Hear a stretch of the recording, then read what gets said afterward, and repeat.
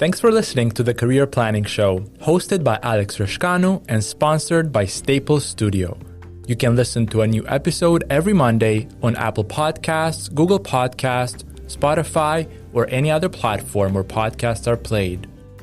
If you'd like to ask a question, please submit it at www.rascanu.com/The Career Planning Show.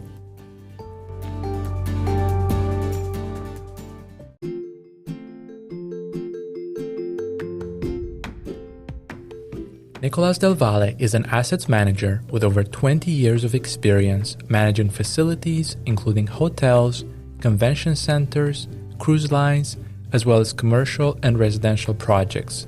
Nicolas serves as the CEO of the Canadian division of Concrete Capital.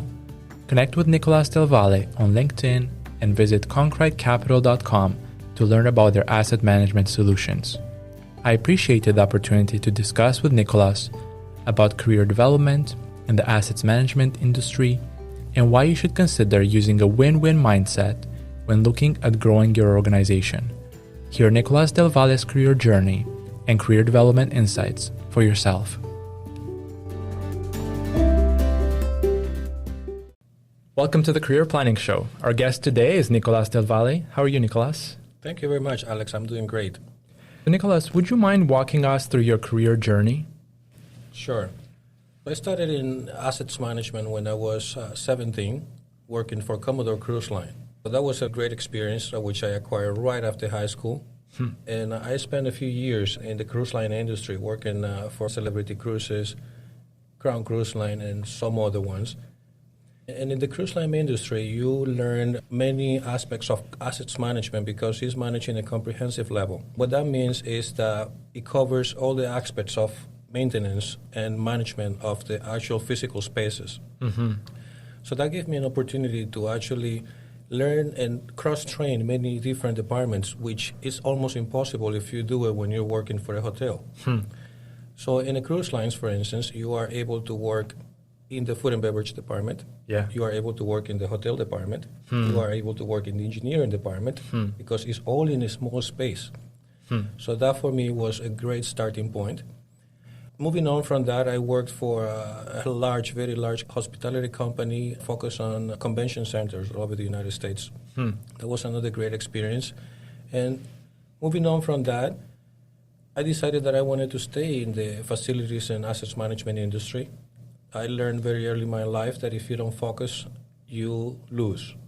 So I decided that once I acquire so much experience, it would be better for me if I stayed in the industry and capitalize on the knowledge and skills that I've acquired from so many of my mentors. And that's what I've done, and that's what has led me to where I am today. That's great. What is asset management? So asset management is a discipline that manages and the physical spaces and physical machinery that form part of a system. What we do is we form programs that will keep or extend the life of these assets for as long as possible in order for us to withdraw as much profits possible from them. For instance, a boiler comes with a maintenance program, and if the maintenance program is not executed properly, the asset will die. And then you will have to discard it, and you will lose money. By having a proper maintenance program of that boiler, you extend its life cycle. And then, therefore, extending profits and benefits for the owners. That's great. So would you say that what you enjoy the most is the development of that asset or the maintenance of that asset? We could be thinking about the development of new commercial or residential properties, the development of a new cruise ship, the development of a new hotel. Do you enjoy the development aspect and that's where you come into the picture, or the maintenance and being able to add as much revenue as possible to the organization that's managing that asset? Well, you see, in assets management, you need people like us at all stages of development. If you want to start real estate development, you cannot start a project without having an asset management program in place. And for that, you need people like us. At the building level, if you're going to construct a ship, you need us even before you start the planning process, because we understand things that the developers do not understand. And that is why this career is so important. It's nonstop. It is necessary. It is very needed. And how did Concrete Capital start? I know you've been with the company for over 12 years now. You manage it on the Canadian side. How did the company start, and what are its main areas of focus right now? Concrete Capital is an asset management company that focuses on building management, infrastructure, agriculture, and farming at different levels. The company started mostly dealing with buildings. And then we extended the services to cruise lines. And we got involved in all different kinds of assets. Now we are very focused on farming because we understand the needs of it and the need for organization within the farming industry. One conversation that I heard you be involved with involved a project that you're working with in Caribbean and South Africa. I really enjoyed hearing the win-win mindset that you're utilizing. You wanted the partners that you'll be working with on the ground to get as much value as possible as well. It seemed a little bit unusual to me based on what I've seen in the construction industry and the financial assets management industry as well. Having this win-win mindset is not as common as someone coming in and trying to dominate as much as possible and try to extract as much value as possible at the expense of any other stakeholders. Can you talk about this win-win mindset that you utilize and how it has benefited your career and how it possibly benefited Concrete Capital as well? For sure. You know, most of my experience, and we're probably going to keep coming back to it, come from the cruise line industry. I was very young. And, you know, what we are taught is mostly like a military protocol, is that if you don't work together, you will fail. It is the same with your customers. If you don't work together with your customers to develop a long-term relationship, you are basically dead in the water, like we say in the cruise line. And you don't want to get yourself to that level. Yeah. You want to develop long-term relationship with your clients. Again, coming back to the asset cycle, you cannot manage an asset for a year and then just walk away. If you want to do this properly, you have to develop a long-term relationship with your customers so that you are there for them for the entire life cycle of the asset. Yes. That is our intention. We are not going anywhere. We are here to stay. That's great. Could you please speak about how someone is able to go about becoming the CEO of an asset management firm? Do they need to have a CFA background? Do they need to start as a commercial real estate agent? Or is there a different pathway into taking on such a senior leadership role from your experience? In assets management, everything comes down to experience. And what that means is that you need to get your hands steady to be able to learn what it is that you're doing. There is no school, there is no university that can teach you this thing. You have to learn it. You have to go in, roll up your sleeves, and work with the people that are actually doing the things. I started at a very low level. I started basic engineering jobs and then grew myself from there slowly. Then I started acquiring book knowledge, Yes. But it has to be accompanied with the hands-on experience. Without that, you cannot do it. There are so many certifications out there, and you can have a facility management certification. You can have an assets management certification. You can have a commercial building management certification. We also manage condominiums in Toronto, and you also need a license and a certification to manage condominiums. So it depends on which branch you want to take. But for whatever branch you take, most importantly, you will need hands-on experience. You will need to learn what you're doing. You need to get in there. You need to get in the farms. You need to get in the buildings. You need to see how people are doing the job that they are doing. That is very, very important. You cannot manage these people and let them know what to do if you don't know what they're doing. Yes. Now, in the career that you've had so far, were there any individuals that inspired you to come to where you are right now?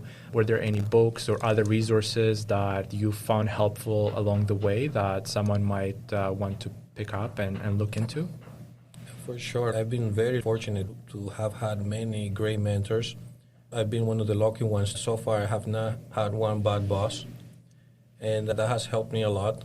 And you see, as you go along, it is very important that once you decide that this is what you want to do, you pick the right kind of people to get coaching from. Yes. A very important book, which actually very recent by Malcolm Gladwell, is Outliers. It teaches you the importance of sticking in, of putting the time, because it's not going to happen overnight. That's great.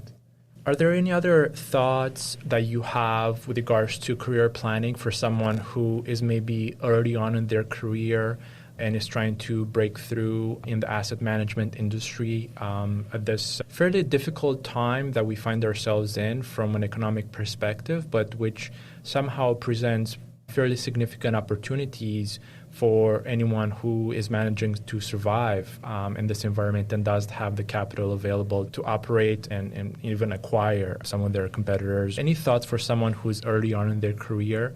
Well, something that we've experienced even during the COVID-19 situation is our business actually has increased. And what that tells you is that assets management is a discipline that is here to stay.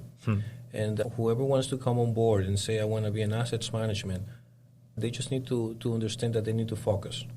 They need to learn this because it is very wide. And it takes a long time to learn it. It doesn't matter where you get in, whether it's a building, a condominium, it doesn't matter. You need a long time because there's so many components that you need to learn, so many variables that you will not achieve success. You need to be there to stay. It is not an overnight situation. You need to decide that this is what you want to do. And take the time to develop in that. You need to take your time and understand that it's going to take you a good 5 to 10 years to actually be a master in assets management, and you need to read the books. A good resource is MIT Open Course. They have so many engineering open courses that you can take for free from the best. So you can go to MIT and you can educate yourself for free. That's great. We provide these tools to our staff. And we say, go to MIT OpenCourseWare, learn. We don't want you to come with a certificate. This is 21st century. We don't care about that anymore. We want you to learn so that when we put you on the spot, you will be able to know and say what has to be said. Thank you so much. That's a great thought to end on. We appreciate having you on the Career Planning Show. Thank you very much for having me. We record the Career Planning Show in the podcast booth inside the Staples Studio co-working space located in Midtown Toronto, Canada. Staples Studio not only offers a safe space to work with desks, offices, private phone booths, and meeting rooms, they are also connected to the Staples store, where they have everything you need under one roof.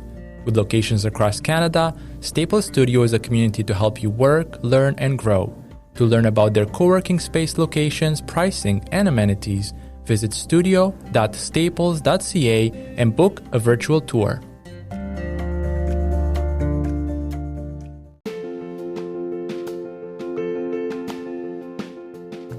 Thank you for listening to the Career Planning Show.